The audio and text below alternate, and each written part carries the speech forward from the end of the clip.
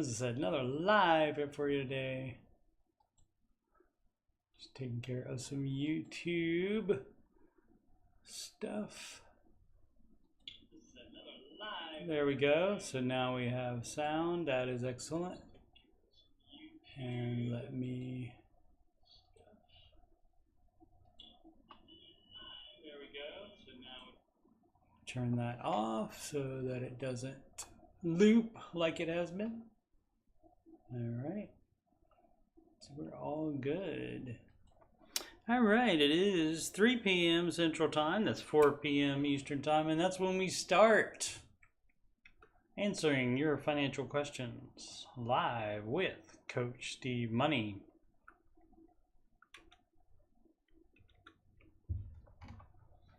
If you scroll down, if you're interested in other financial content from me, that would be this show. This is number 91 in the series. So there's other 90 answering your financial questions with me, Ramsey Solutions Certified Financial Coach, Steve Money.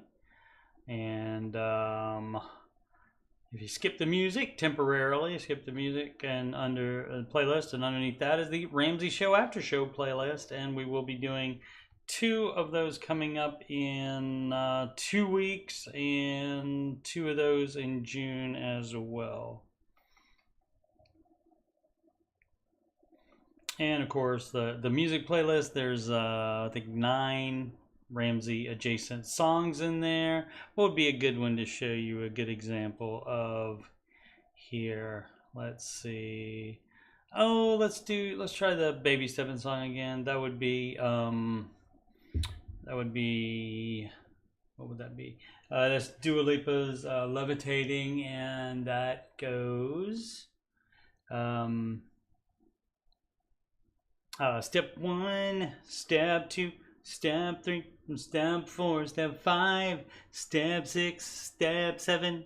We're baby stepping 1001, pay off debt, full fund, invest, kid college, pay off house, build wealth.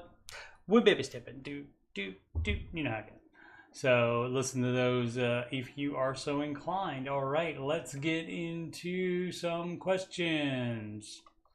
All right, so this one we ended off with yesterday, and Insight Discern, frequent poster here on the Dave Ramsey subreddit. This is where we are, reddit.com/r/Dave Ramsey. And that's not run by Dave Ramsey. Ramsey Solutions, excuse me, is run by fans. And Insight just tells us that this clip will tell you perfectly why you should stop all retirement contributions, even for that match, when paying off debt. So true. Okay, and so I skipped it yesterday, but I thought I would take, after the stream was over yesterday, I thought I'll take a look at that and see, because that's probably, a very good explanation of it. And so wanted to share that with you. And I found that was absolutely the case. And there's the caller, Aaron from Richmond. Why should we stop investing in baby step 2? All right, the wife and caller are on baby step 2. They had to pay taxes this year, worried that he will have to pay 3 times as much in taxes next year.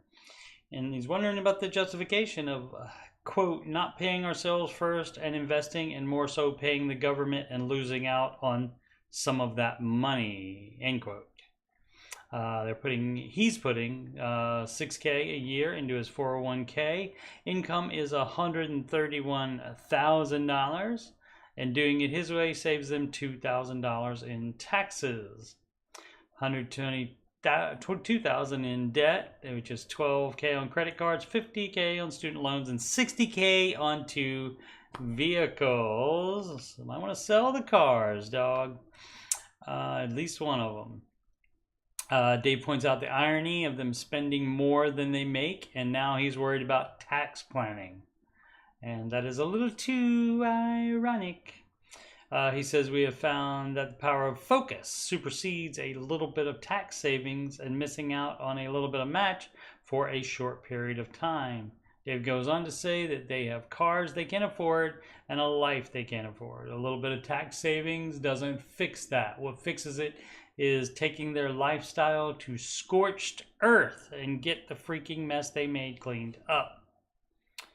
He compares it to the house being on fire and getting the family out without worrying about whether they turned off the faucet.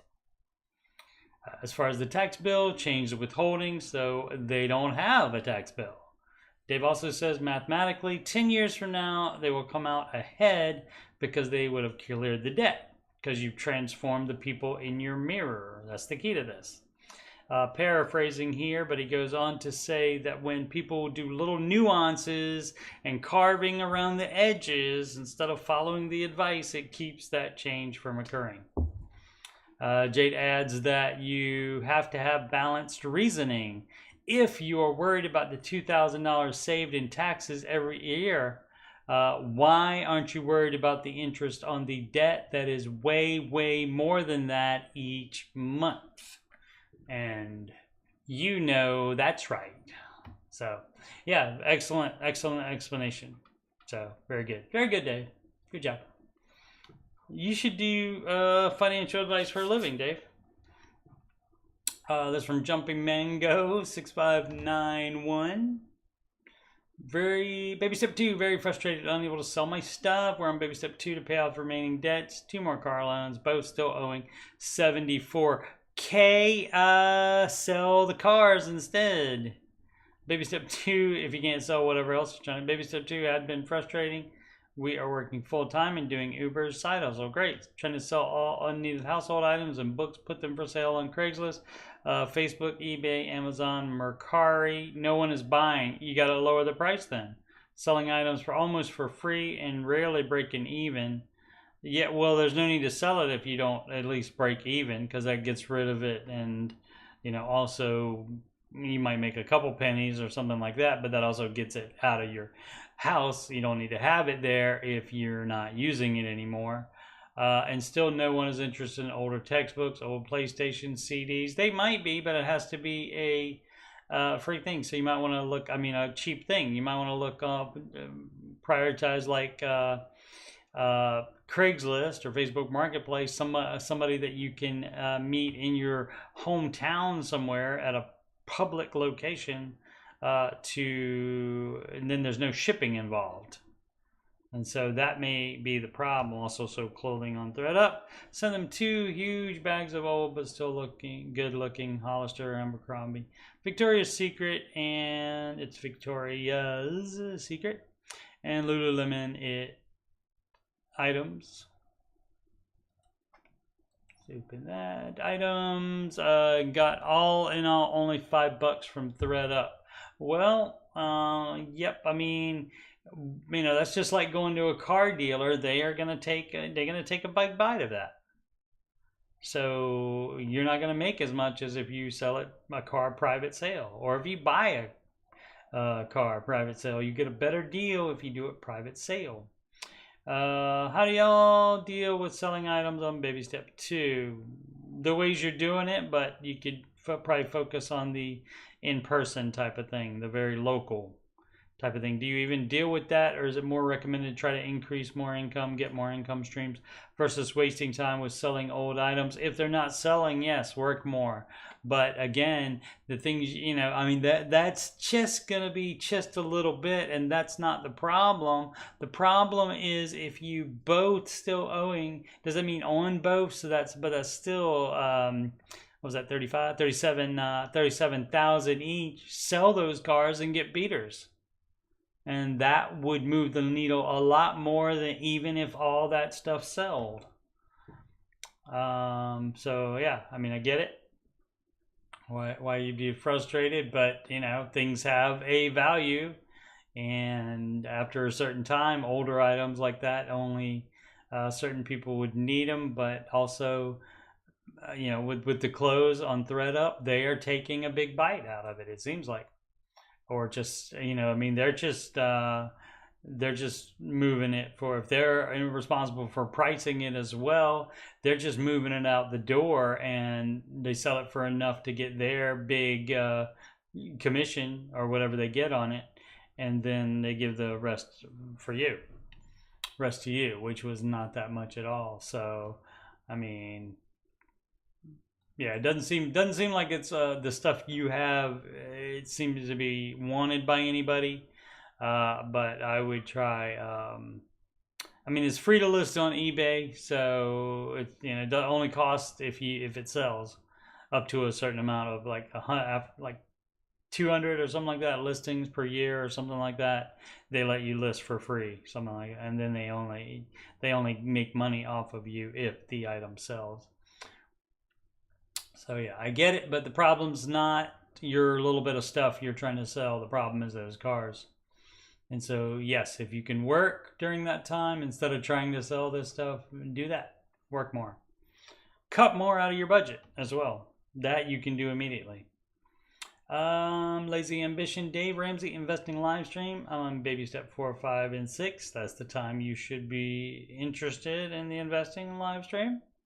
I'm really interested in his live stream, even the event, the 21st, 22nd of May. I just don't know if it's worth it. Can I just watch his past videos on investment? Will there be new information? Anyone else going to tune in? Why not? I don't need to. I mean, it's possible he might have new information in there. Some people in the Ramsey Show chat think he's gonna tell his actual mutual funds that he invests in, and I don't know about all that. I don't think he's gonna do that. So there could possibly be new information, but I don't know. But you can just watch his past videos and investments and watch every single one of them, and then that will tell you what he looks for in a mutual fund, and then that way you can find it, unless you just want to be lazy and do an index fund and then leave money on the table.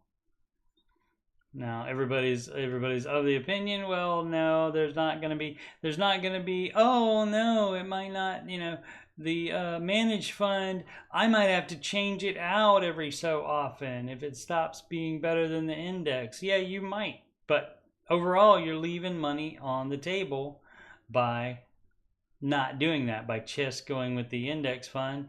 Even after you take out the extra expense ratio, they are still worth it. You just got to find the good ones. You just got to put some effort in it and just not be lazy, or just do the index and shut up about it. Index definitely better than doing nothing. Absolutely. Two doubled Hinson. Okay. Eliminating credit cards. Dave's always preaching about cutting up credit cards. I'm wondering about things like hotel and flight reservations where they say must have a credit card to hold. What to do in these instances? My debit card to my checking account has a MasterCard logo on it. Case closed. RIP Apprehensive 9314. High yield savings account. Where to start? Finally am debt free. Congratulations. Paid off car and student loans. Congratulations.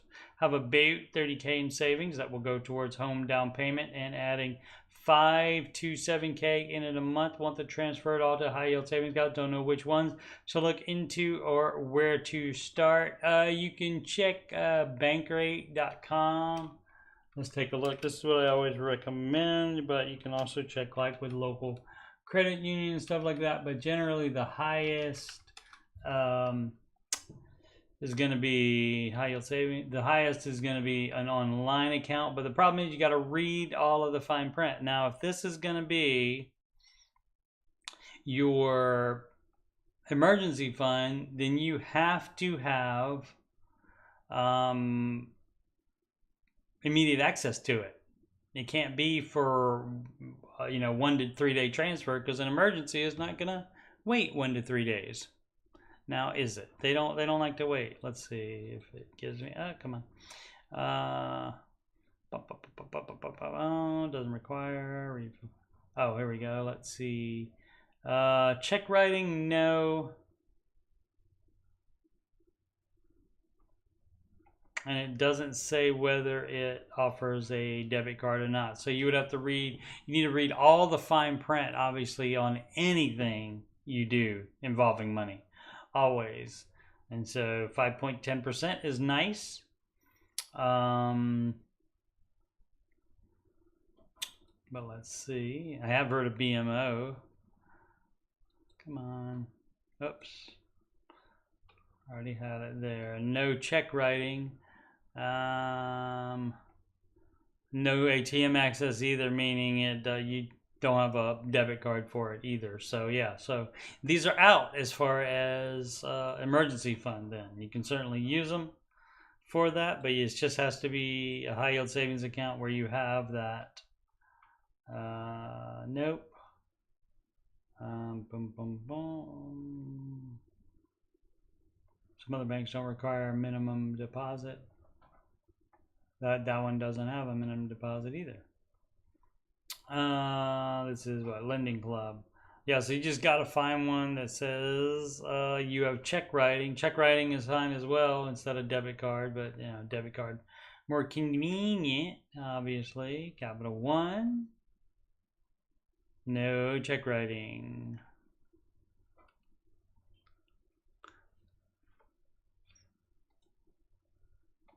I have seen some in here that do have it though. Let's see. No check writing. Come on.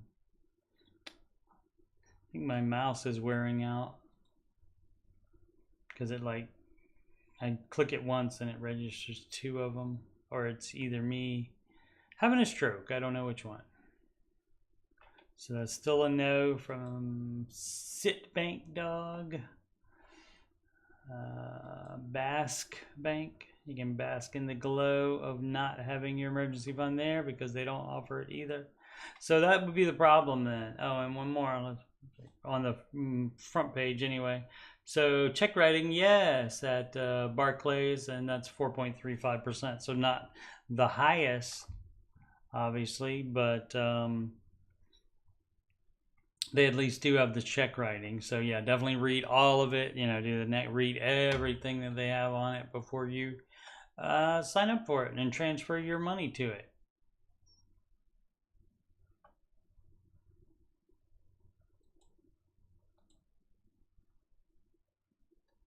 Alrighty. Congratulations on being debt free. Oh, but also, yeah, you do have to have your full emergency fund. You said that 30K will go to down payment. You need to have your emergency fund first before doing. The emergency fund is step 3. There it is right there. Step 3 and 3B is down payment. So you have to have baby step 3 done. And of course, be out of debt before buying a house as well. But these people are. So congratulations.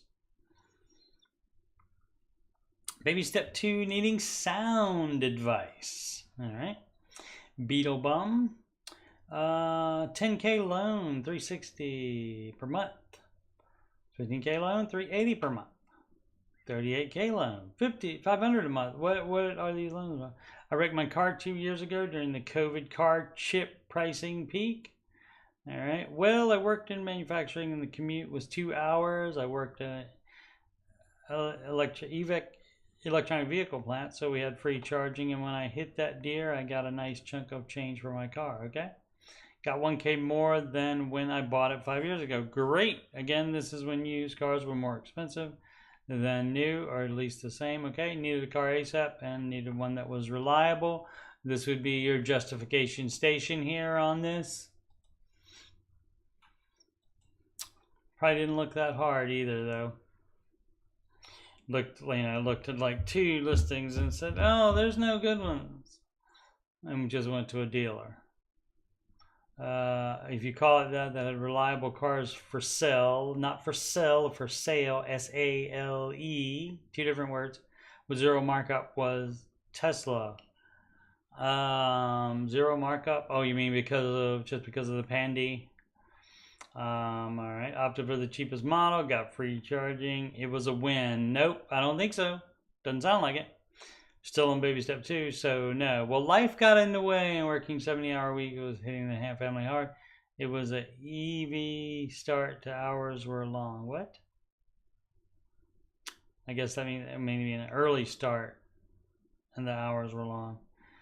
So now I have a remote job. I went from making 98K to 67K, and generally losing, going down in salary does not help the baby step 2 get over faster, but mental health and family life is better. Okay, it's your choice. Also work part-time when I want at a hardware store and do DoorDash when I'm bored to try to chisel the debt. Great. I'd say I get about 10 to 15K a year from doing that. So current approximately 80K. Okay. Here's the thing now. I have a remote. I really don't need the car now. Sell it. I also just bought a car for my son, my partner's old car. She just got a new one. I didn't want my son learning to drive in a Tesla, so I wanted to get a car for him before he has. Okay. Well, now I have my Tesla and his car. Part of me is saying sell the Tesla. Sell it. Use the car until he is 16, then get my own car. Yep. Problem is now the chip shortage, even with the down payment I made. Knob is, I think Kelly Blue Book is what that was supposed to be. K-N-O-B is what it says here.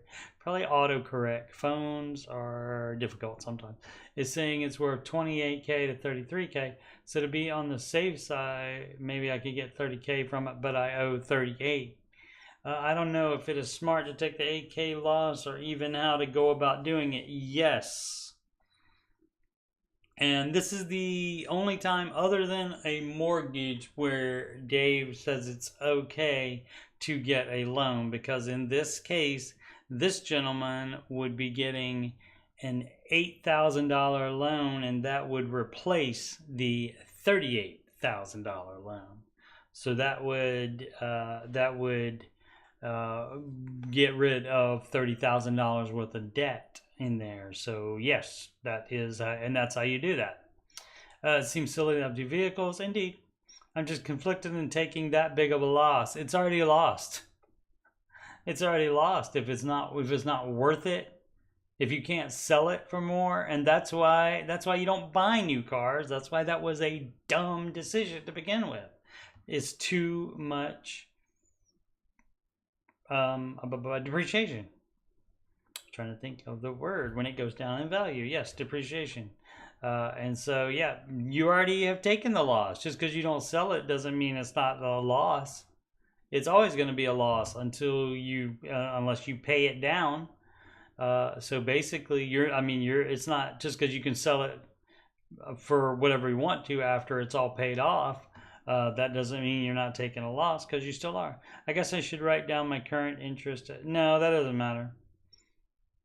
No, it doesn't matter. Current interest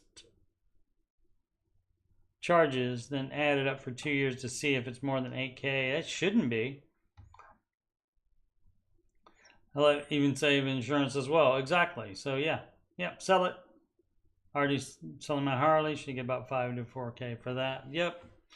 Make sure you're selling it not to a dealer. Make sure you're selling it private sale so that you get more money for it. But yep, sell it.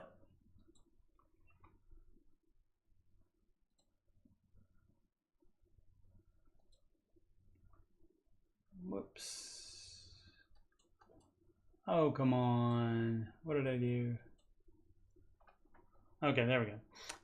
Weighing all options. What am I missing? No faithlessness. Okay. Faithlessness. Okay, that's the state of being faithless, and you don't have that. So great. Okay, had to do the math on that to figure out what that means. Weighing all options. What am I missing? I will try to make this as short as possible. Didn't happen because it goes on to have to open up the whole thing. So many factors, so please bear with me. All the factors people think, I know it's a lot of people like to think their little individual situation changes something, but 99.9% of the time it doesn't. It's just the numbers involved. But let's see. But if people just called up and gave numbers and Dave said, yes, no, or that kind of thing, the show would be boring. And so maybe this one would too, probably. Even more so than it already is. I will try to make this as short as possible. Oh, many factors. Purchased home 7.5 years ago as a single mom, 3 kids at home. Acre, I don't know what that means, and was previously an assisted living facility. Missing some words there, I think. Paid about a third of current value at the time and been fixing up as finances allowed. Down to 3 bed and still more to renovation to go. All right. Fast forward, been working hard at paying off. About $85K remains. I am county behind my neighbor. 1 is city. To the left is another neighbor. 2 and the other side of her is city. I don't know what that means. Water, city water. The city has plans and has begun phase 1. I got copies of the plans, and they were building a 4-lane road going around a little neighborhood, but also includes our entrance. Next to neighbor 1 will be road and quote unquote other. I don't know what any of this means. Next to neighbor 2 will be commercial across from their commercial and around the hopefully English not a first language is what I'm hoping here. Around the west will be tract homes. Okay, all that to say, so much for dying here. Okay. 2 kids have moved out. Youngest graduates this year. House will be way too big, so I know downsizing is in the future. Do it as soon as possible. Youngest graduates this year. It's May. It's May 19th, so do it as soon as they're out of school. Option 1: continue paying off in slow renovations. No. I mean, does it have to have renovations? I mean, you could just keep it as status quo and live in the areas that you have fixed up. You could do that. But why not just, while saving to buy land and build? Everybody wants to buy land and build. That ends up being way more expensive. Then move and sell or rent out. May end up bought out by builder at some point. Okay.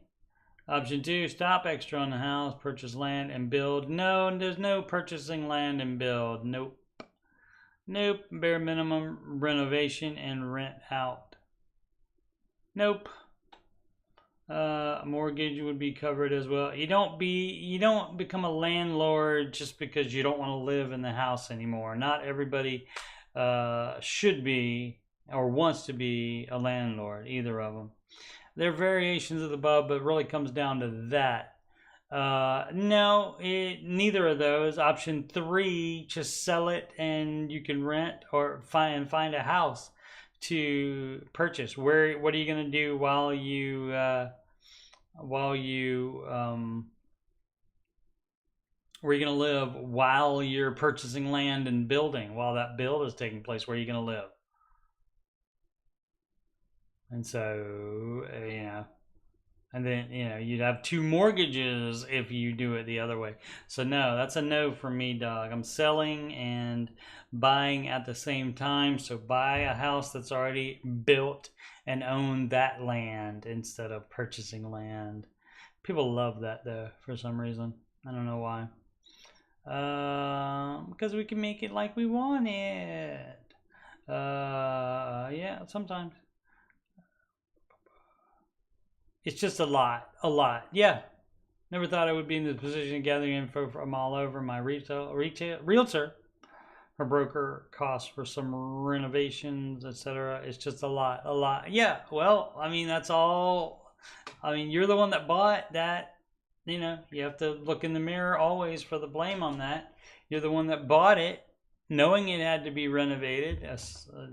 Hopefully, or you shouldn't have bought it if you didn't know about the renovations that would be needed, quote unquote needed as well. Maybe you just want to do it. Maybe they don't need to be renovated. But if you're converting it from an assisted living facility, if you're trying to convert it into an actual, single family home, then that's on you as well. So I mean, it's, you know, it's all on you. So I would just sell that and buy a different house all at the same time with the same money. No two mortgages at the same time. Budgeting. Hey everybody. Hi guys. What apps do you use, recommend to help you with your budget? Every Dollar is the Ramsey Solutions app, and it seems to be fairly good. Most people like it. I didn't like it because it didn't do what I wanted it to do, and so I just went back to my Google Sheets, which is, you know, free. So you can do the free version of the Every Dollar app as well, but it doesn't add the you got to add the transactions in manually with the free version, which of course I was doing anyway, so that wouldn't be a problem for me, but I still didn't like it. So, and I haven't tried, did I try any other? I don't think I tried any other budgeting apps either. I just like, it's nice and simple, and I can make the spreadsheet do exactly what I want it to do, and I don't need little pictures and stuff on there and all that stuff. So try Every Dollar. Cherry Different 4967, is my debt collector violating the FDCPA? I'm assuming that's some kind of federal thing against debt collector. Federal Debt Collector Protection Act, maybe? How about that? Pretty smart. I have sent multiple emails to a debt collector regarding a debt. I send it through all their business emails. I ask them to stop calling me and only contact me via email. They keep calling me and won't respond to my emails. I think if you do, you know, it's possible they can say they didn't get the emails, but I think if you do ask them to only contact you through email, I think through that, I think that's correct on there. Let's see, they responded to me by email one time saying I wasn't under the file number they supposedly gave me, to resend the correct file number. I resent the letter I received in the mail back through the emails and no response, right? They call me and say to call back with a reference number through the voicemail, right? So that issue, I don't know, that does sound fishy, but it could be actually a mistake. They could actually be dumb or whatever and have made some kind of mistake, or they could be scummy. Either way, so I mean, it really, I mean, to what you would have to do is to like call your attorney general and see if they want to get involved with it, that kind of thing. You can talk to a lawyer as well to see about that, but that's, unfortunately, that's the only thing you can do on it. But a collector, you don't have to pay them. As long if they're doing that, don't pay them. If you got stuff in collections, your credit score, which we don't care about anyway, is already crap. So don't pay it. Don't answer when they call. Salty Dog 99. Book recommendations or content recommendations. I'm 22 years old and new to Dave's work. I'm debt free and want to save to start investing in real estate in the next 1 to 2 years. I'm looking for some books or sites to learn more about investing in long-term rentals. What are your guys' favorites? Okay, investing in long-term rentals, that's going to be a no, dog, because you don't invest in that.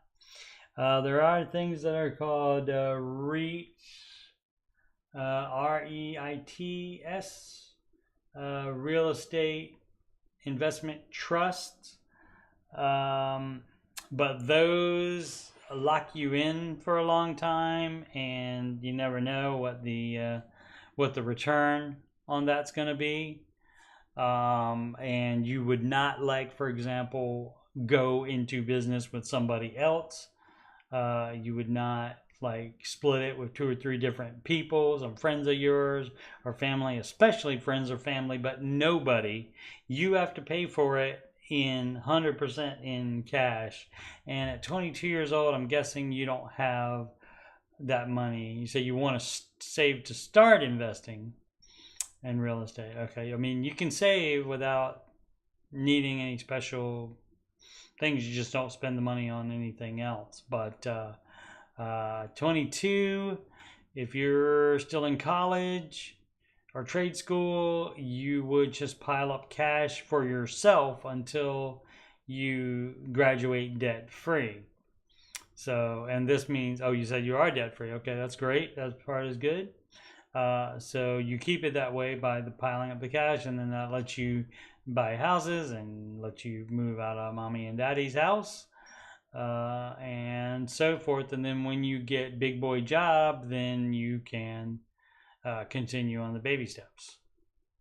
You have that full note. You said you got no debt already, so first you need a full emergency fund. You're not investing yet until you have that full emergency fund, and then you are investing.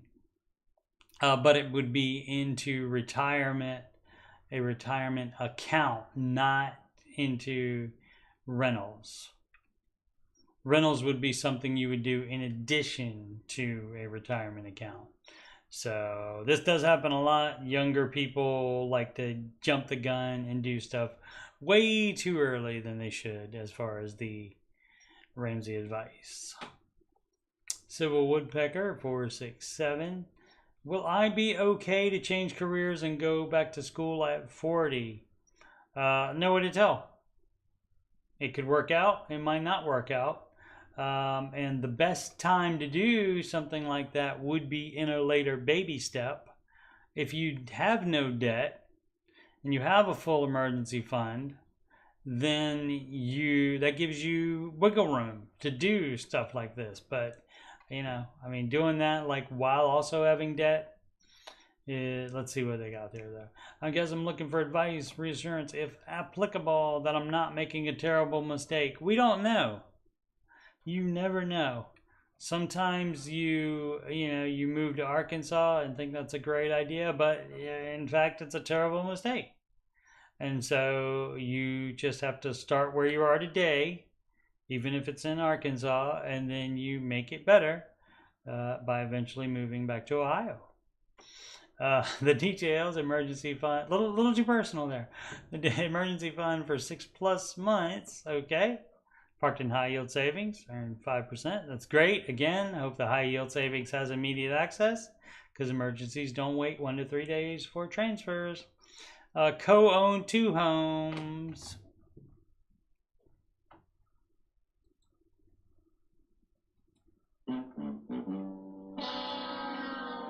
What did we just say about going into business with somebody? The only person you buy a house with is your spouse. So let's see, the $200K in retirement accounts, $75K in brokerage accounts. Brokerage accounts, when they say it like that, that means non-retirement accounts.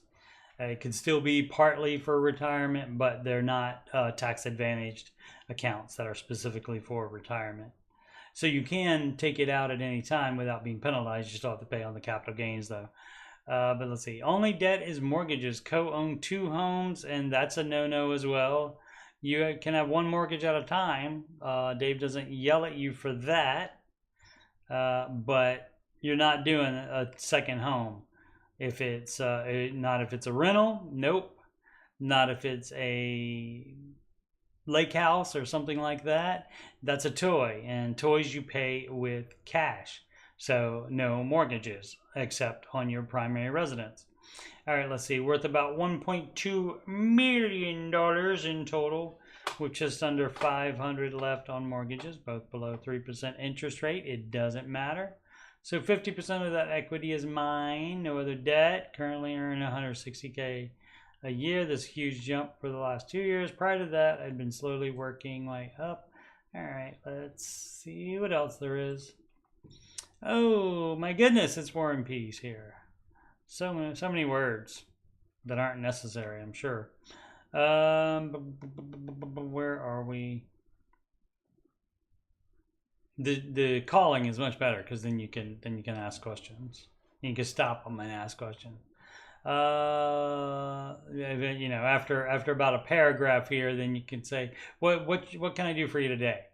And then find out what was it? Well, oh, will I be okay to go? Nobody can guarantee that. Not even Dave Ramsey can guarantee that. So if you don't have any, you do have the debt though. So are you still going to be making? Are you going to be working full time while you do that?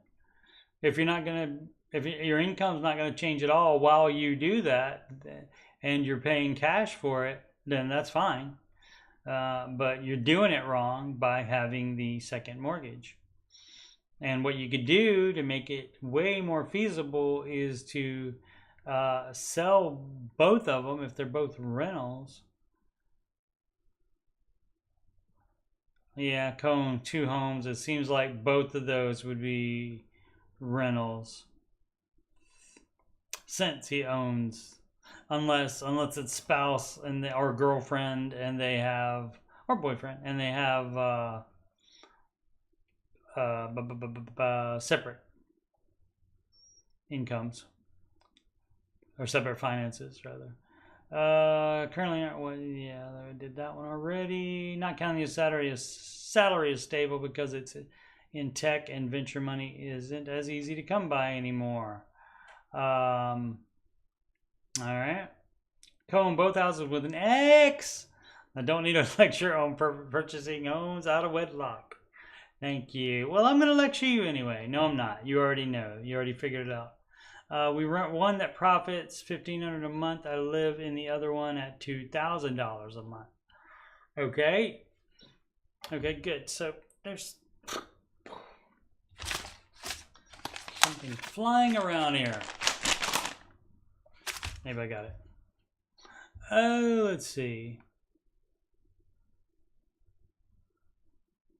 Where was I? Oh, rent one, lives in one high cost of living area, so I wouldn't be able to rent a 1-bedroom apartment that would take my 2 dogs for this price. See, that's the other thing. You know, people have so many stipulations and such. They put themselves in bad situations. The high cost of living, places that wouldn't take 2 dogs. You know. So I mean, you gotta take that into account when you figure out how fair life is treating you, as to how much of it is things that you decided on. X doesn't live in the house, but he pays the homeowner's insurance on it and essentially still uses it like a storage unit. He pays $1,000 a month to live with a roommate a few states away. I've been accepted in a nursing program. It's always been a dream.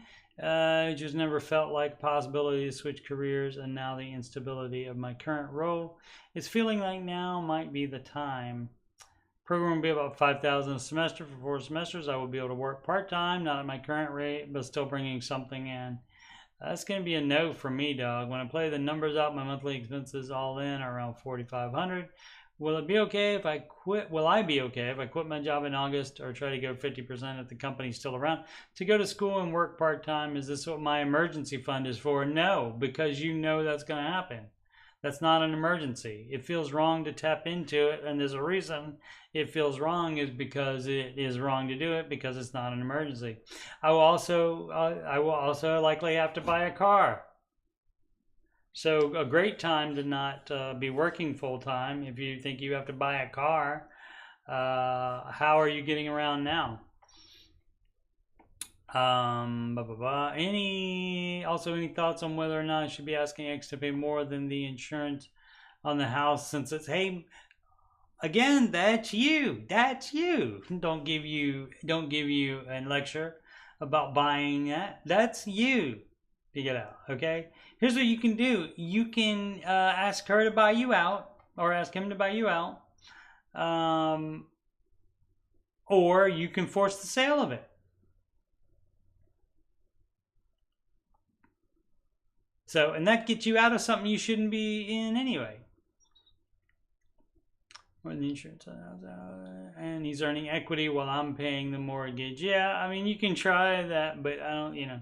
We were together 15 years, and until 2 years ago, he always made $2,000 to times more than me, but we split expenses 50-50. That doesn't matter. None of that. See, so much stuff that doesn't matter. So much stuff that is your fault for doing.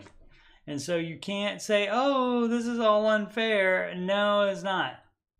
I'll start at the bottom rung of nursing, pay salary after I have my degree, so I'm going to be earning about half what I earn now, so I'm trying to look out for future self too. Yeah, you can't do everything all at the same time, especially the older you are. You cannot do everything all at the same time. People always want to do everything all at the same time. That costs money, and you can't. What else should I be considering that I'm not based on what I've shared above? Everything I said, everything you're doing is bad. Sell that house. And then maybe the proceeds from that may be able to string you through, keep you afloat while you're doing the school, but that's up to you. So again, this is why you would be, if you were debt free and you were later on in the baby steps already starting investing, no children maybe, and of course paying off the mortgage of the house you live in, but I mean, you could also do a thing where you instead of co-owning the two homes, you have it so that you fully own the house you're living in, and the ex owns the house that is being rented out. Yeah, and then you don't get partial, rent profit anymore, but then you're out of it, and so that's less risk. And so, yeah, that's what I would recommend. Somehow that rental house has got to go, or your name has to be off of it, and so. That's because that's too much risk. It'd be enough of a risk if you were working full time still. But if you're not going to be working full time and you're going back to school, something that is also going to cost money, you're trying to do everything with money you don't have. And so, I don't know if you said specifically pay cash for school or not. And so, but definitely loans would not be another thing, but pretty much everything you're doing here is bad. You're doing it wrong, and you did it wrong in the past, so fix it now. Tree cut day. Look for job field suggestions. I haven't heard tree cut day. Oh, that's the person's user ID on here. As I neared the 2-year mark at my current job, I was worried I'd feel the same itch to find something new that was hit in my last several jobs right about 2 years in. Yep, hit about 26 months in. Well, again, changing jobs, changing careers, etc., etc. The further you are along in the baby steps, the better a time to do it. Let's see. Considerable time reflecting, lots of windshield time for my current job. What does that mean? Driving. And it seems that 2 years is about the time in each of my jobs before I run out of systems to unpack to try to come up with improvements. Looking at and unpacking systems has never been my job. I just love digging in to understand a system. I'm using the term system broadly. Okay, when I think of highlights from my past job, it was when I was working on a system. Okay, I think I keep wanting a new job because I only enjoy the exploring the systems that are in the jobs and not the job themselves. I actually love my current job at the moment, and it would be a great job to stick in for the next 30 years. However, I suspect I'm going to grow to hate it. Sales job at its core. I don't like selling. Yep, that would be, look for another job. Anyone with suggestions for someone who loves learning, devising, and innovating with systems? Tried the King Coleman assessment and it resonates, but I'm at a loss for where to start considering jobs. Yep. Get clear. Let's see. Logic, inspection, organization, planning, protecting, researching, efficiency, order, and excellent. Producing order and excellence. All right. Abbreviated professional history, philosophy, education, veterinary industry, animal health, sales. Okay, well, the last two are kind of related. So, but I don't know about how you got from philosophy to that. That sounds like that was an unneeded degree. But there you go. Electrical engineer, you can literally do hundreds of jobs with that degree, all pay very well. Okay, but that's not a job field suggestion. That is having to go back to school and get that. And so, unfortunately, I don't have any ideas for all of those things. Inspection or like organization. It would seem like like a fixer, maybe like a repair. Computer repair or network stuff or something like that, perhaps. But it could be you just don't want to do anything after 2 years. That could also be the case. Oh, look, it's Timothy Chalamet and Spider-Man's girlfriend. Which amphibian? 6678. I was humbled and it hurts. All right. All right. This is from news. Got a news flare on here. Okay. My wife and I fell from baby step 3 to 1. We've been married for 3 years with a baby on the way, due in December 25. So backstory: in January 2022 to 23, we're making 83,000 gross, all debts paid off, and we had 5,000 in savings. We're living nice, and funnily enough, I applied for a job at Ramsey, made it to the final interview, and didn't get the job. I was 21 at the time and never had been flown out for a job, so I quit my job and they paid for it? That's fun. So I quit my jobs and couldn't go back after. Okay. That was counting your eggs before they were hatched, wasn't it? I pretty much put my cart before the horse. Yeah, that's another one of those things. Cool. I did 1099 for a year. That means independent contractor. And now I work again, only making $50K at a salary job with an extra $100 per month in 1099. Okay.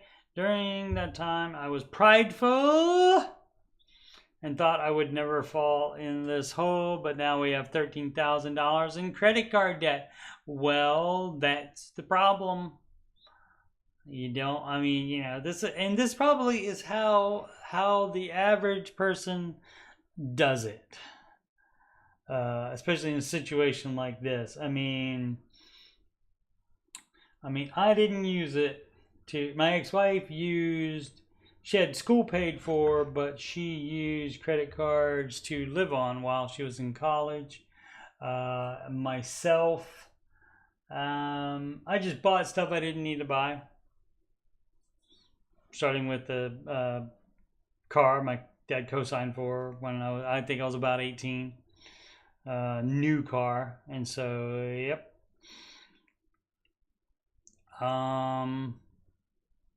But as far as this, I'm sure he was like, well, we don't need to cut anything from the budget. We'll just put it on a credit card, and then I'll be able to pay that off once I get back to making what I'm going to make. And see, then that doesn't happen. And so that's how you get into trouble. Because you can't plan out stuff like that and be 100% certain that it's going to work out like that. Prideful. Why don't you pride?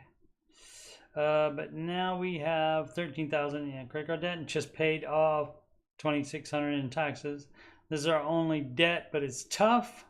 We're currently working to negotiate with these companies and be done with this and never go back. Well, if it's current, they don't have any reason to negotiate with you. The only reason they would negotiate with you is if it's in collections. Though, at this point, now I feel we're mentally stronger and looking to get a part-time job. Something now knowing the baby on the way has put a fire in my heart to provide more for us. That's great. I share this just to say failure happens, but we can all recover from it. Right? You can only go further, but obviously the credit card, the 13,000, you just do without any of that stuff that you bought with the $13,000 that wasn't a need, and anything you bought with your cash that wasn't a need while you're not making enough money also was dumb. And I have certainly done plenty of buying things that I didn't need on debt. YNK 30. How much to spend on vehicle? A cash purchase. Okay, and that would be the only way you're buying a vehicle, according to Mr. Ramsey's advice. Hello. Hi, guys. So I have recently sold my daily driver, and that's what people call it when they have a car they drive every day, but they have a more expensive sporty car or something like that. I would never have two cars. So I don't know. I don't care about cars except for getting from point A to point B. That's all I care about those. Thus eliminating the last of my consumer debt. Okay, great. It was a large amount. Oh, that I just did not need in the slightest. Well, of course. And did not want to drain my savings to pay off. Thankfully, I netted out of it even. Great. And can move onward. Now I am in kind of a weird spot though. I need a vehicle. Daily driver. Are you calling it a daily driver without having another driver? Then it's just your car. I need a vehicle and do not know what the prudent amount would be to spend in terms of comfort and longevity. I'm in my mid-20s and have about 92K saved up in a high-yield savings account. Just been piling it away to distribute it more properly into investments, emergency fund, etc. I do. Okay, so you see, Mr. Mid-20s or Ms. Mid-20s, if you had 92K saved up, you could have paid off that daily driver and kept it if you needed a car. So this is not enough foresight going on here. Perhaps. I do have about 30K in retirement funds already, which you shouldn't while you're doing it wrong. While you have debt, you should not be investing yet until debt's paid off. What amount of that should go towards a vehicle? None of the retirement funds. You get the cheapest car you can that works. Do I buy the 10K high mileage Toyota and penny pinch? Yes, or cheaper one. Or do I spend closer to 30K? No, you don't need to spend that much money. That's dumb. I mean, you have the money saved up, so if you don't have any debt at all at this point, you can. But 30K is a lot, and so I wouldn't, but you can if you'd like, if you don't have any other debt, and have your full emergency fund. So out of that 92K, you take out the E fund. Distribute it more properly into investments. It can sit right there in the high yield savings account and still be your emergency fund. You do have to have immediate access to it, as discussed previously. But yeah, you can do it, or something for more comforts and overall longevity. Okay, so more comforts, yes, true. Overall longevity, that is, we're pulling into all aboard. Justification station on here. Okay, the problem is you do not know the future, and you do not know that something you pay $30,000 for today will last you longer than a 10K car you would buy today. You do not know that, so you can't say that. And it could be theoretically a newer car, theoretically would have fewer problems, but that's not always the case, so you cannot count on that. But you can, if you're on, baby step 4 and you are investing already, and you don't have any debt other than that house, you can spend 30K on it. Unless you're a millionaire, you do not buy a new car, but you can spend your 30 if you'd like, because it's in cash.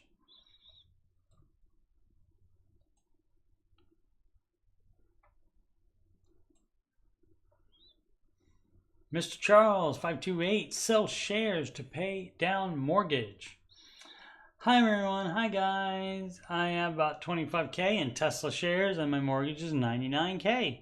Should I sell these shares to bring my mortgage to a more manageable 74K? I'd love to know what Dave Ramsey would say. I have no other debt, thank you. Yes, he approves selling single stocks, always, to pay off debt. Dave and mortgage, yes. He does not recommend single stocks at all. So yes, absolutely. Do that today, as he would say.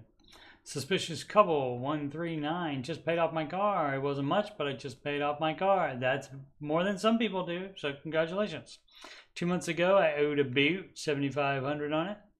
I've been paying about $1,000 every paycheck on top of the regular monthly payments and was able to knock it out.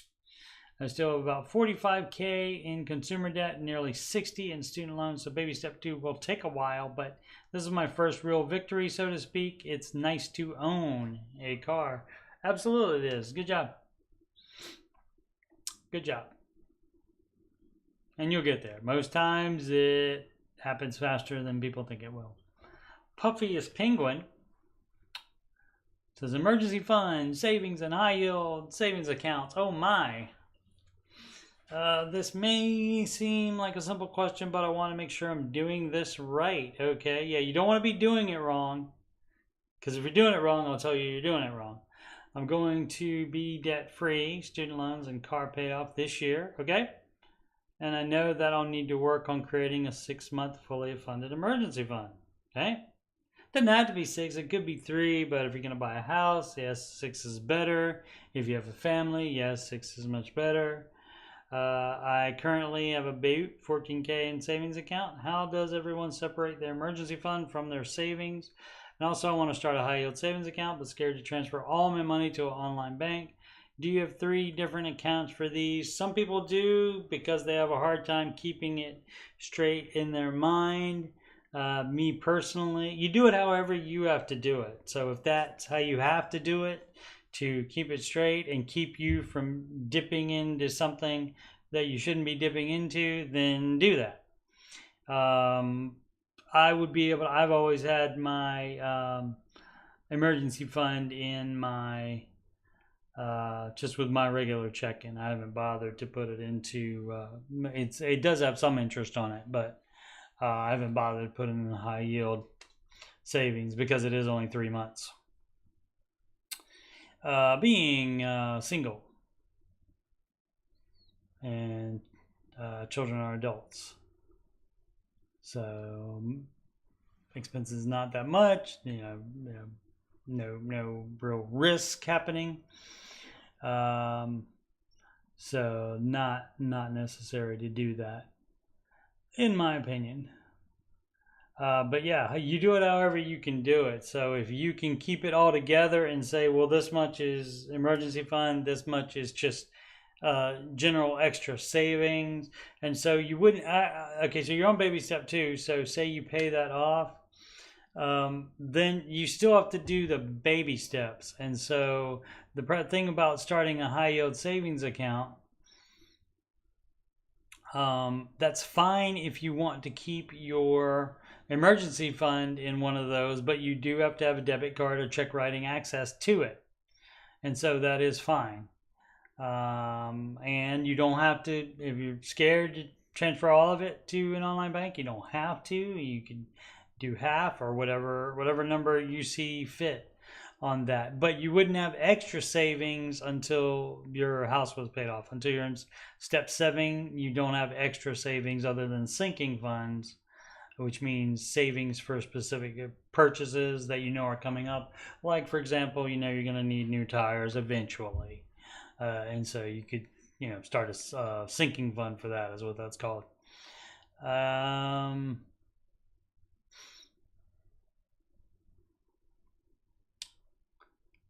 So like I said, you wouldn't start a high yield savings account for extra savings, but again, if you want to put the emergency fund in it, that's fine, because there shouldn't be extra savings other than emergency fund and then those sinking funds like that to pay for known upcoming expenses. So basically that's what that basically is long-term cash flowing. That tire purchase is another way to explain that.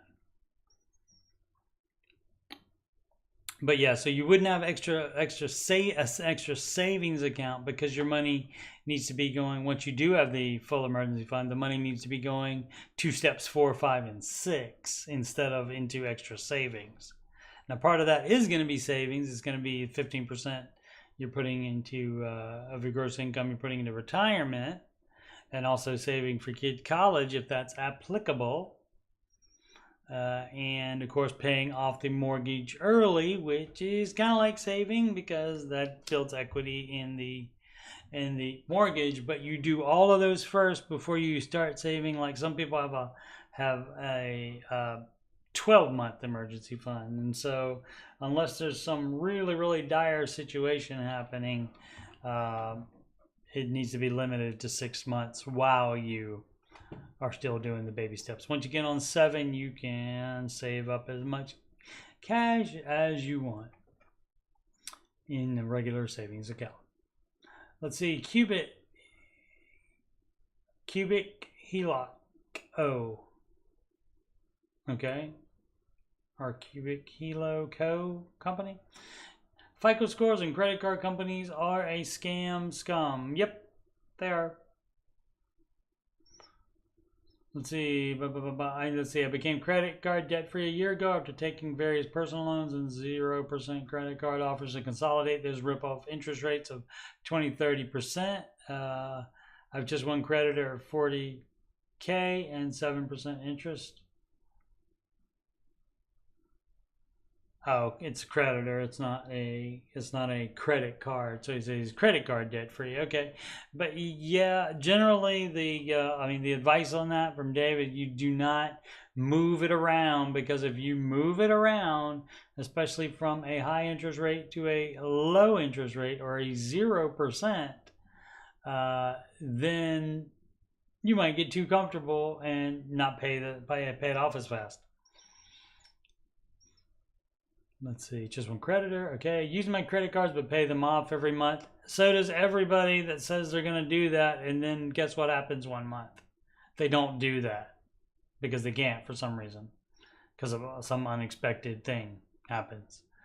So no credit card debt. So those are not advised to be using. 2 years ago, my total debt was around 75. My FICO scores, we don't care. PayPal credit, reduce my credit line. They can do what they want to. They can do that just because you have paid off because you don't have any credit cards that you keep debt on. They can do it. They can do whatever they want. So it's not a scam. It's not just, they're not doing that just against you. But again, this is why you don't involve debt. If you don't involve debt, then it doesn't matter what they do. Let's see, I should not care about this, but it still bothers me. Thoughts. Yeah, you shouldn't care about it. Doesn't matter. Doesn't matter. You don't. The only reason you would need a credit line is for borrowing more money, and step 0 is you say you're not borrowing any more money, and also you should cut up the credit cards too. So that's the dealio on that. Very ish person there. Our old AC unit has bitten the dust. Oh, it's I can afford a new AC unit in cash is the title. Huge. It's huge. It's the biggest leak ever. Completely out of Freon, 16 years old. We got a few quotes and it's looking like it's gonna be $19K. Efficient unit plus adding some new ductwork with $35K in savings so we can pay for the AC unit and still have our emergency fund intact. Great. Feels so good to not have to worry about interest rates right now, to have to take on more debt to do this. Excellent. Baby step 5 flare. And yeah, that's it. That's why we have the emergency fund. Got a few quotes. That's what I was going to suggest, but they already did. Got a few. At least get 2. Because you never know. You never know when somebody's just trying to make some money and you just need some Freon, for example, instead of a new unit. How do people have more than 2K in their checking account the day before payday? Well, all right, that's from Outrageous Pair 164. The simple answer, logical answer would be that they do not spend it on anything else. That means they did not go down to 0 in their checking account. That means they did not go down to less than 2,000K.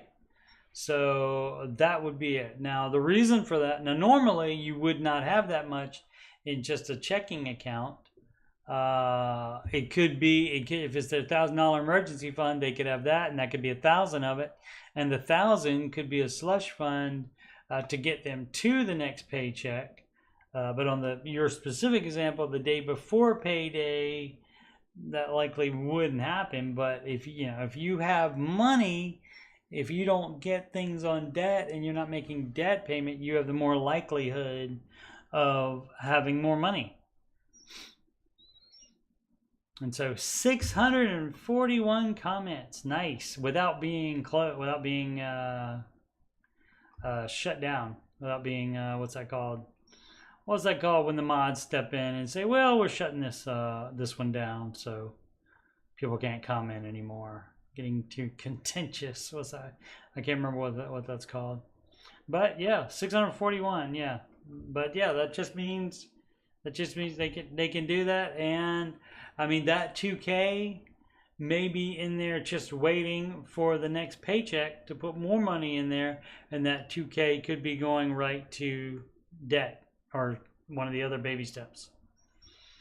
And so yeah, you don't. A lot of people are confused about the zero-based budget. Some people think that means that you have $0 in your checking account, and that's not true. You just make a budget that accounts for every dollar, taking your income down to 0. You're accounting for every dollar. That's why they call the app the Every Dollar app. But that doesn't necessarily mean your checking account will be at 0. And it's a good idea for it to not ever be at 0. And so you should at least have some money in there, even the day before payday, because what happens if your employer has a problem with payroll? Yeah, and I mean, I see it all the time. I see it all the time. People have not even $1 in days before the next check comes in, and I see it all the time. So yeah, you just don't spend it on something else. That's why this implies that you are all spending all of your money all the time. You got to find out stuff you can cut out of the budget, and do not put it there, and put it in your checking account instead, as these other people did that you're talking about. Waste visit 7164, debt help. Okay, it's right here. It's the baby steps, and that's probably all I need to tell you. But let's see. Currently I have 3 credit cards, all of them between 24 and 30% interest. Yep, well, that was dumb. With those, I'm about 6.3K into debt. All right. Work full time and bring in about $2,400 a month. Boyfriend pays for rent, doing it wrong. But I pay for our utilities and have a child care for our child. Get married, which brings the bills I pay to about $600 a month, not including groceries or my credit card bills. I feel like even then I'm still running out of money by the end of the month. I have no car payment and just feel stuck. Where's the money going? Pays for rent, I pay for utilities and have a child care, which brings the bills I pay to about $600 a month. So you bring in about $2,400, even after, let's say that's before taxes are taken out. So that's still going to be what, $2,100, $2,000? So where's the rest of the money going then? Any advice on how to pay it off fast while saving money at the same time? No, you don't do that. You have $1,000 in savings. You see, like I said, it's answered by the baby steps. Baby step 1, save $1,000 for your starter emergency fund, and you only have $1,000. You don't do extra saving money at the same time. You pay off your dumb, stupid debt of $6.3 thousand. So, I mean, if that's what you're doing now, and all of your money, the extra 1,400. Again, we're assuming 2,000 take-home pay, just in case this is gross. If it's not, that's even more money. What are you wasting it on? So you should be sending all that to debt. And so if that's what you're doing, that's fine. No more savings. So, but if that is not what you're doing, where's the money going? So that would be time for a budget. So the debt help would be budget, and that of course would be part of baby step 0, forthcoming video. Often promise, have no delivery yet on the missing baby steps video for baby step 0 and baby step 3B. It will happen at some point, I assure you. So, but yeah, you don't pay stuff off fast while saving money at the same time. You do not do that. Steps 1, 2, and 3 are in order, one at a time. So that means you do baby step 1 first, and you do not move ahead. Then you do baby step 2 second, the only baby step you're working on at the time, and you do not move ahead. And baby step 3, you save up that's when you do your saving for your full emergency fund at that point. So this person may think, and I don't see it. Granted, I never saw it like that. I always thought, well, these obviously you do in order separately. And so it just didn't occur to me that some people could think of it as, well, we have to do all 3 of these at the same time. And some people even do all 6 baby steps at the same time. Can you imagine? I guess, so if they're working on baby step 1, then, they may have $1,000, but they're still working on 3. So maybe not step 1, but they still have debt they're paying off. They don't have a full emergency fund yet, so they're still doing that. They're investing, maybe not 15%, but they are investing some. If children's college is applicable, maybe they're saving for that, but they're paying extra for mortgage. There are people that do that. And how they do that, I don't know. So again, 1, 2, and 3 are done separately in order, one at a time in order. Baby steps 4, 5, and 6 are done all at the same time as each other, because steps 1, 2, and 3 would already be done by the time you start doing steps 4, 5, and 6 all at the same time. So if you don't have any kids, you don't have any mortgage, and you're already investing, congratulations, you're on baby step 7. Equivalent that, 1944. Moving during baby step 2, not advised. If you can avoid that, do so. My husband and I have been thinking about moving to a new state to be near family, wondering what Dave's advice would be moving during baby step 2. Again, not advised. We could sell our home for $400,000 low end, but we currently owe $270, so that would get you, $130 net after, and then whatever the realtors take. $18,000 in debt. We would have this paid off within the year if we didn't move. You'll also have it by selling the house, so that only gives you, $130, and so now you'll have $112 approximately. A little bit less than that because they'll be taking a bite, meaning the realtors that do the deal. Because we're tagging this as much as possible, there's a good chance this will be paid off before we move, but I've included it in the question for worst case scenario. We also want a new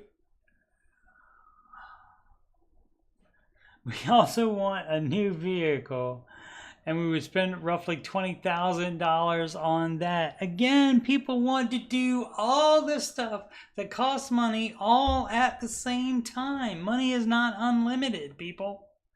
I've been driving the same car for the last 10 years and I'm ready to upgrade. Not if you want to move too. No, that's a no. You just say no to your dumb self. Look in the mirror and say, that's pretty dumb of me to want to do everything all at the same time while I have debt. Dumb, dumb, dumb. Jeez. What would Dave say about using the profit from our home to pay out the remaining debt? He would say, do that immediately. Yeah, and so if you want to do that, that's fine. You can do that. You could even sell the home even if you aren't moving out of state. You can do that. Even so, yeah, I mean, that's fine. And you would have the extra money to do that and to move possibly. Not enough to buy a new house though. We would use the remaining money. What remaining money? Is it going to be a remaining money? Let's see. What I say, 112. Boom. 18 in debt. So that would be they have 94,020, so that'd be 74,000 that you would have left over. So minus the 20 for the car. And so that would be 54,000 for down payment. Okay, that's fine. It's fine to do it like that, but see, the being able to sell the house is what saves the situation.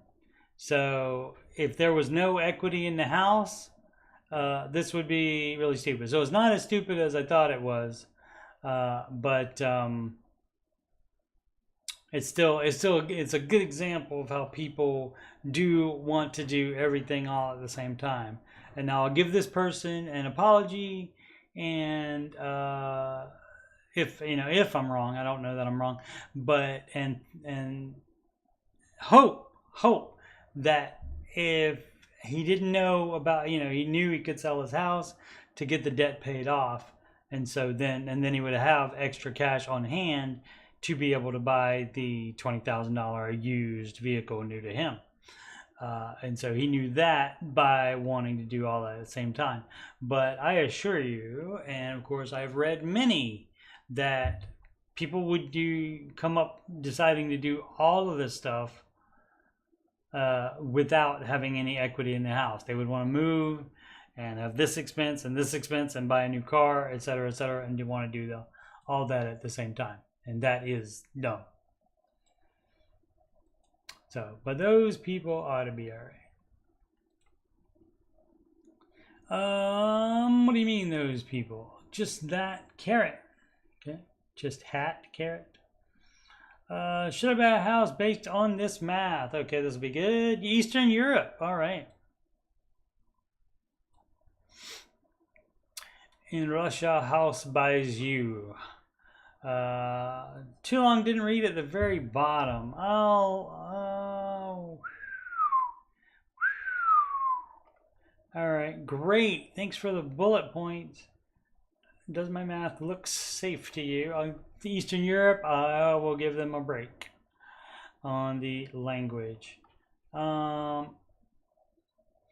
Living country, 500 average monthly salary, defecting United States, but making $3,000 a month after taxes. Oh, okay. So you doing I want to buy an apartment, but it will put me into $80K debt, 15 years mortgage. All right, monthly. Okay. Preparing to pay in advance to cut period in half and save a lot on interest. Approved, absolutely. $750 is still a lot of money here. 50% more than the average salary, right? Work in a field that doesn't feel very stable, even if I worked at my job for 5 years. Yep. Saving more money will cost me too much in rent. 20K spent on rent to save at least 20K more, for example. Yeah, there comes a time where you just got to pull the trigger on that. Feel like rent money would be better putting a mortgage in advance. Not always, but sometimes, but it's not being put into it in advance, though. You're only putting it into the mortgage once you have the mortgage. So it's not really, you're not really losing out on anything because you still need a place to stay while you're renting there still. Maybe I should buy a smaller house of only 50K debt, but will be too small and very temporary. I mean, you could do that. Not sure I will be able to afford a bigger home after paying off the smaller one, right? You don't know, right? Thoughts on the situation? Yeah, I don't know. And especially since it's just an apartment, it's not what I know. In other countries, that's very common to actually buy the apartment. I think we have some of that here, but it's not very, it's not as widespread as in European countries. Having the monthly payment being higher than the average monthly salary, that would be scary. Even if I worked at my job for 5 years, that might mean that the person has worked there for 5 years, and so it might be more stable than you think. But there's no guarantees. I mean, you gotta pay. Let's see, what is the rent? Does it say what the rent is?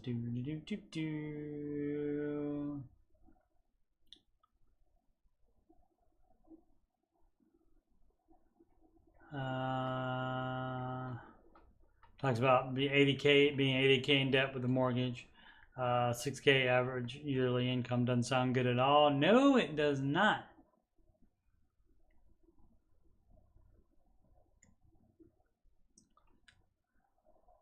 So the idea is, I'm talking about getting a bigger. One way to bring the monthly down payment down is to have a bigger down payment, right? But to save for a bigger down payment, I would continue to spend a lot of money on rent. Rent is $500 a month, so that's the average salary there. So that's not that out of line. The person just doesn't want to be losing out on the equity on the house, and I get it.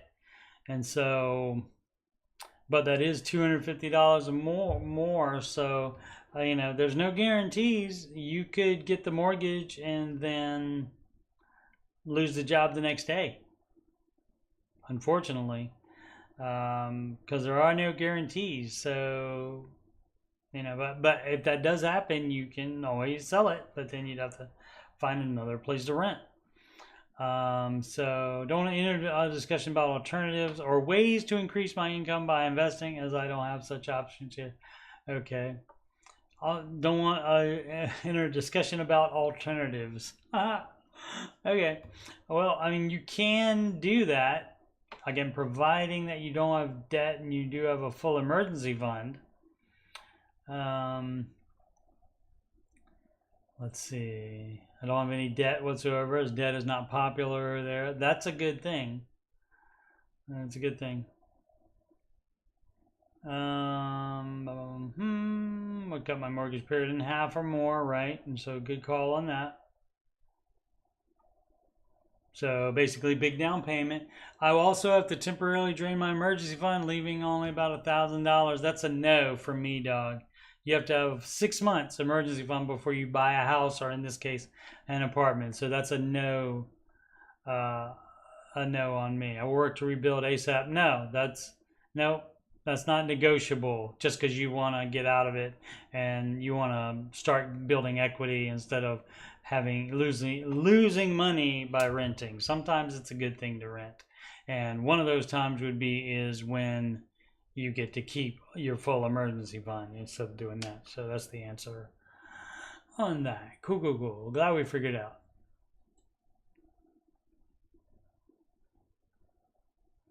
All right, 40 in finances and age. If I just now move my traditional IRA to my 401k, so I can now do a backdoor Roth. How soon can I do it? I don't know if there's a statute of limitations, or as a lot of people say, statute of limitations.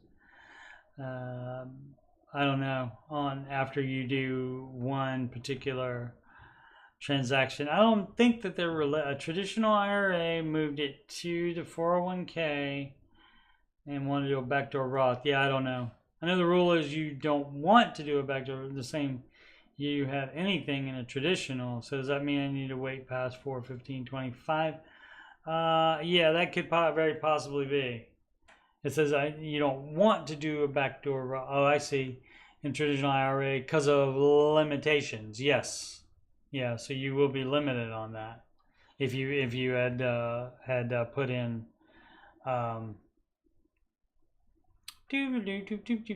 contributions to that IRA at all this year. So you couldn't have done that. So then, otherwise, do the Roth next year. Alrighty. All right.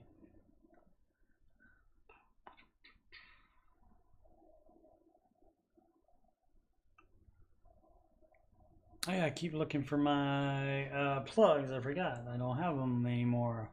We're just doing the ticker down there. All right, that's okay. I can remember them. I don't need it to start up right as it. Oh, I know what I can do. How about this? Check this out. Whip. Nope. Whip. There we go. And back. And I thought back. See, this is. There we go. You can schedule a free financial coaching consultation with me at calendly.com/coachstevemoney. I'm a Ramsey Solutions Certified Financial Coach. You can email me about coaching or anything else on my YouTube channel at coachstevemoney@gmail.com. Channel donations can go to paypal.me/coachstevemoney.